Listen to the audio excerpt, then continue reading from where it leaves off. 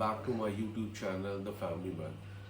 दोस्तों, जैसे कि आपको पता है कि हमारे रमज़ान स्टार्ट हो चुके हैं और आज पहला रोज़ा है और हम लोग सहरी की तैयारी में लगे हुए थे और अब सहरी का टाइम आ गया है। सहरी का मतलब होता है सहर, यानी कि मॉर्निंग का वक्त। ये एक्चुअली हमें इस टाइम अपना खाना खाना होता है, इसके बाद हम कुछ भी नहीं खा सकते।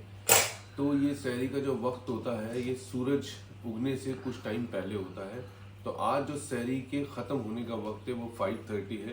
अभी 5 o'clock हुआ है, तो हमारे पास हाफ एन आवर है और हम अपना सहरी ख़त्म करने वाले हैं। उसके बाद मैं आपको बताता हूँ कि हमने अपने रोज़ा किस तरीके से पूरा किया। Thank you.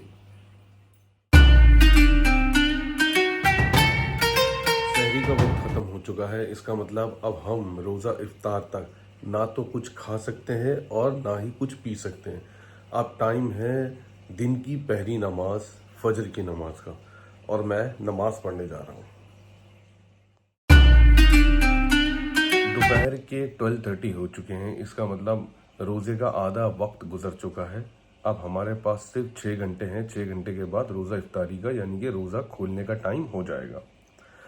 रोज़े के मुतालिक मैं आपको कुछ बातें बताना चाहता हूँ, जैसे कि रोज़ा, फास्टिंग, उपवास, सभी धर्मों में इसे बहुत ही महत्वपूर्ण माना गया है और इसके पीछे का जो लॉजिक मैं समझता हूँ, आई मे बी रॉन्ग, बहुत सारे अलग रीज़न भी हैं, इसके लॉजिक भी हैं, लेकिन जो लॉजिक मैं समझता हूँ कि हमारा जो डाइजेस्टिव सिस्टम होता है ये 2 चीज़ों पे काम करता है।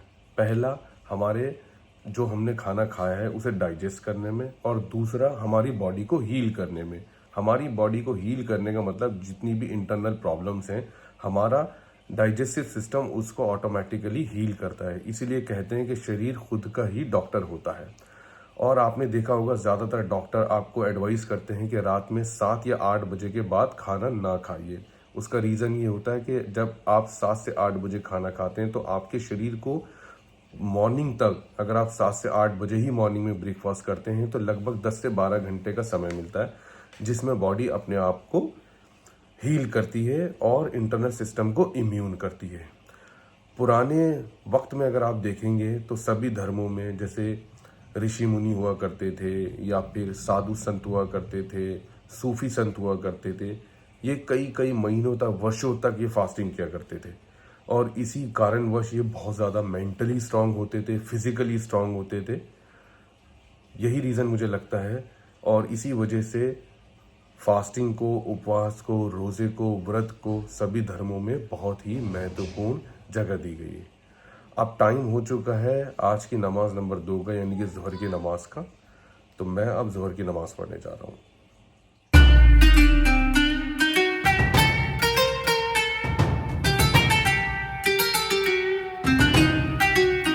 हाय दोस्तों, 4:45 हो चुका है, इसका मतलब अब लगभग 1 से सवा घंटा रह चुका है रोज़ा इफ्तारी के टाइम में और उसके बाद हम अपना रोज़ा इफ्तार करेंगे और ये टाइम है नमाज नंबर 3 यानी कि असर की नमाज का। रोज़े के मुतालिक मैं आपको एक बात और बताना चाहता हूँ कि कुछ लोग बोलते हैं कि मुझे ऑफिस जाना है या फिर मुझे मुझे दुकान पे जाना है तो मैं कैसे रोज़ा रखूँगा। तो ऐसा कुछ भी नहीं है। रोज़ा आपको कमज़ोर नहीं बनाता, रोज़ा आपको पावर देता है, आपको इम्यूनिटी देता है।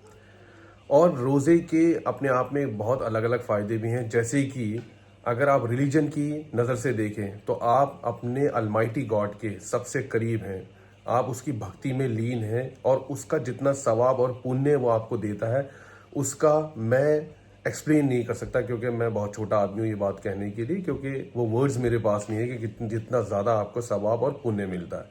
तो इसमें आपके दो फ़ायदे हो गए। एक तो आपकी इम्यूनिटी स्ट्रांग हो रही है, बूस्ट हो रही है, दूसरा आपको रिलीजन की नज़र से भी बहुत ज़्यादा फ़ायदा पहुंच रहा है।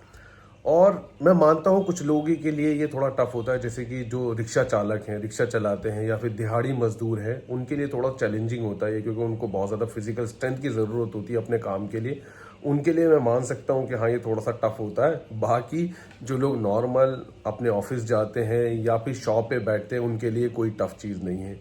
तो पूरे रोज़े रखिए, पूरे रमज़ान के रोज़े रखिए। ऐसा मौका सबको बहुत मुश्किल से मिलता है। ये खुशकिस्मत लोगों को मिलता है जो भी हमें रोज़े रखने का मौका मिले या फास्टिंग रखने का मौका मिले, चाहे वो एकादशी का फास्ट हो, चाहे वो नवरात्रि के फास्ट हो, चाहे वो रमज़ान के रोज़े हों। तो प्लीज़ अपनी भक्ति भी पूरा कीजिए और अपनी इम्यूनिटी को भी स्ट्रॉन्ग कीजिए और जितनी हो सके ज़्यादा से ज़्यादा गरीबों की मदद कीजिए।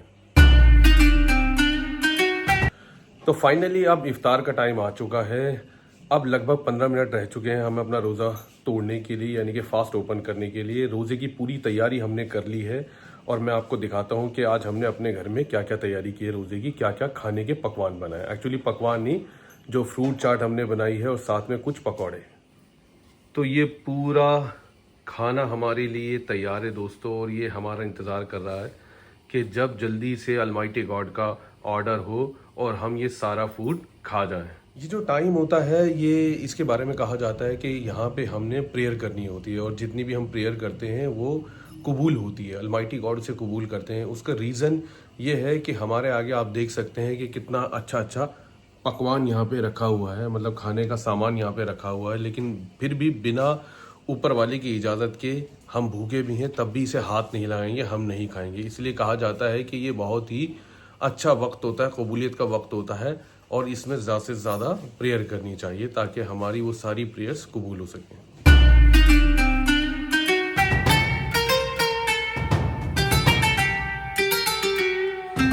रोज़ा खुल गया दोस्तों।